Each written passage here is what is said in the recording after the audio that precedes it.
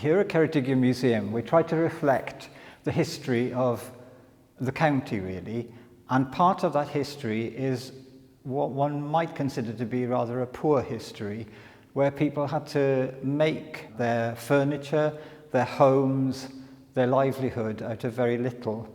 And one of my favourite objects, which is, I suppose, something that I feel quite emotionally attached to, really, is a Cardiganshire chair. It's a stick-back chair. Not only is it one of the items that I think I've had a very long association with, because I've worked at Ceredigion Museum for almost 40 years now, I've actually felt that it's something that has been loved over the years, and I think I've loved it as well, because I've polished it a lot.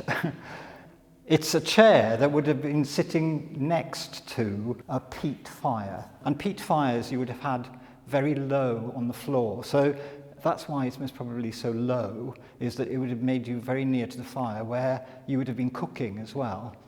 It tells of a sort of poor history where people would have been in a small cottage, a dark small cottage. The construction of the chair, I'll just show you.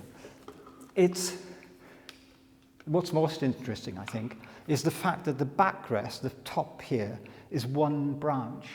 And to actually find that branch must have taken the person who constructed it quite a long time. It's a beautiful piece of wood and been carved in a way that actually makes it quite a sort of classical design, really. I think over the years it has been repaired quite a lot. The spindles at the back, the legs, which would have been most probably in a damp, muddy environment, have been replaced. But they've still kept that sort of original look. There are splat backs as well. And you can see that here, the back leg, 3 legs actually were used on most early and primitive chairs, because obviously, well, I don't know, it's not obvious, but they would have been on mud pressed floors, and 3 legs are more steady than 4 legs. This has actually come through here at the back.